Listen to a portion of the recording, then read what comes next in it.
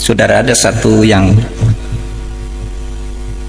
agak menggetarkan juga ketika mungkin sudah banyak yang baca buku ini, sebuah buku kecil ya, judulnya Life After Death, hidup sesudah mati, ditulis oleh Raymond Moody.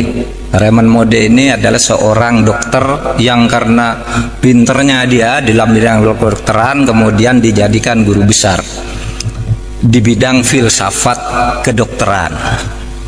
Nah, ketika dia mengajar ditanya oleh mahasiswanya, Pak Moody, Bapak dokter yang sudah nangani banyak ribuan orang mati, banyak menyelamatkan orang tapi sering juga gagal. Mahasiswanya tanya, Dok, kalau orang mati itu pergi kemana?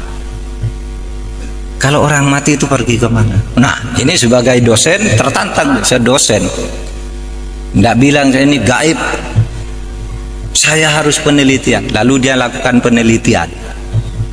Apa penelitian? Penelitiannya itu 100 orang yang pernah mati diwawancarai oleh dia.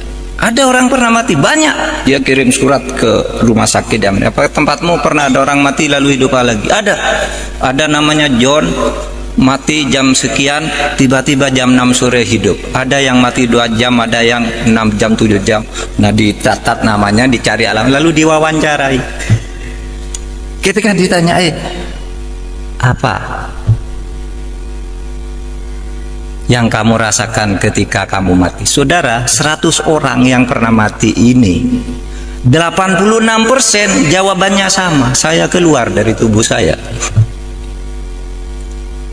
Yang 14% itu kira-kira mirip jawabannya, tidak bertentangan tetapi tidak persis mengatakan keluar dari tubuh saya. Jadi orang mati itu, saudara kalau mati besok keluar dari diri saudara sendiri. Lalu apa yang saya lihat ke bawah, ibu saya nangis, kata yang punya ibu. Istri saya nangis, anak saya nangis, dokter berusaha nolong gitu. Waduh, saya sudah tidak bisa menolong. Ini sudah mati gitu. Terus kemana kamu?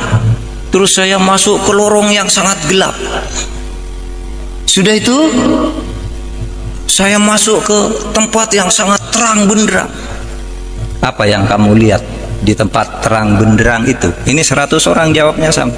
Saya melihat seluruh perjalanan hidup saya dalam sekejap. Jadi sekejap dia bisa melihat semua apa yang dilakukan ketika hidup itu. Ya, ketika masuk sekolah, ketika pergi ke pasar, ketika pacaran, ketika berselingkuh, ketika korupsi, dilihat semua dalam sekejap itu.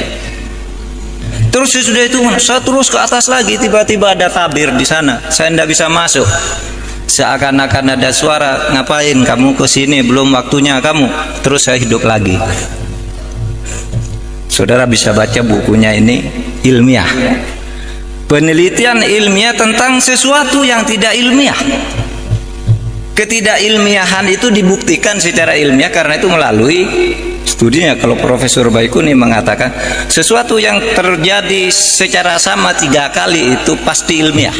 Nah, itu dari 100 orang 86. Bahkan dikatakan 100% sama, cuma yang 14 itu variasinya tidak persis kalimatnya gitu. Ilmiah. Lalu apa yang terjadi sini? Nah, saudara, banyak hal menarik di situ. Pertama, bahwa orang itu bisa pergi dari tubuhnya. Kayak saudara pergi sedang tidur, saudara pergi ke Afrika, saudara naik pesawat, itu mimpi itu kan pergi saudara dari tubuh saudara. Ya, saudara pergi dari tubuh saudara, berkelana ke alam-alam di luar saudara, pergi. Yang kedua, ini yang sangat luar biasa. Apa ada?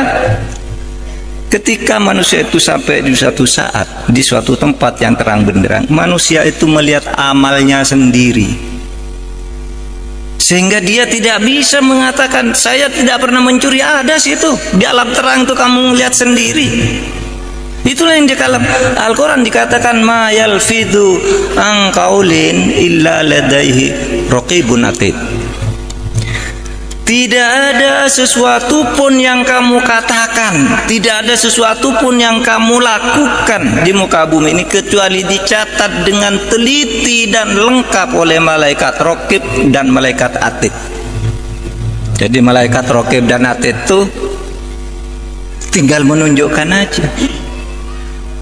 Maka kata Al-Quran itu kalau dalam surat Yasin itu al-yauma nakhtimu ala afwahihim wa tukallimuna aydihim. Suatu saat kamu tidak bisa memantah, Pak, saya tidak mencuri, saya tidak berselingkuh, saya tidak korupsi. Al-yauma nakhtimu ala afwahihim. Pada saat itu ketika amal itu akan ditunjukkan kepadamu apakah kamu orang baik apa tidak, mulutmu tidak bisa membantah. Terkunci, nakhtimu ala afwahihim. Kunci mulutnya, tidak boleh bilang tidak. Lalu apa? Yang bicara adalah wa tukallimuna aydihim, tangannya yang mengatakan. Ini loh buktinya saya pernah nempeleng orang. Ini loh pernah saya nyopet dompetnya orang.